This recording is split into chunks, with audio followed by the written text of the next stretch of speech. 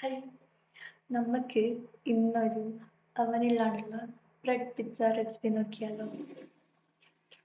Boneless ചിക്കൻ്റെ 3 piece ചെറുതായി മുറിച്ച് അതിലേക്ക് 2 ടേബിൾ സ്പൂണ് കശ്മീരി ചില്ലി, കുറച്ച് ginger garlic paste, chilli flakes, soya sauce, oregano, ഉപ്പ് എന്നൊക്കെ ഇട്ട് മിക്സ് ആക്കാം. വിനാഗിരി ഒഴിക്കണം, എന്നിട്ട് പിന്നെ മിക്സ് ചെയ്യാം.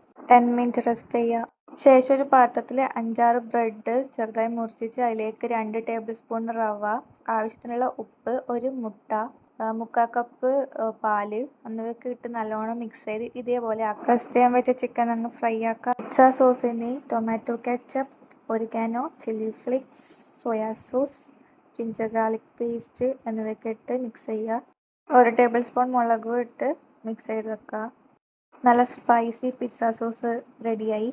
നേരത്തെ ഫ്രൈ ആക്കാൻ വെച്ച സാധനമൊക്കെ ഫ്രൈ ആയി വന്നിട്ടുണ്ട്. ഇനി നമുക്ക് ഒരു പാനിൽ ഓയിൽ കോട്ട് ചെയ്തിട്ട് ബ്രെഡ് മിക്സ് ലോ ഫ്ലെയിമിൽ 10 മിനിറ്റ് വെക്കുക. ഓക്കെ, അതിന് ശേഷം അത് തിരിച്ച് ഇതേപോലെ വെക്കുക. ഓൺ ദി സ്പോട്ടിൽ തന്നെ എന്തൊക്കെ നേരത്തെ ഉണ്ടാക്കിയ പിസ്സ സോസൊക്കെ സ്പ്രെഡ് ചെയ്യുക, നല്ലോണം സ്പ്രെഡ് ചെയ്യുക സൈഡൊക്കെ.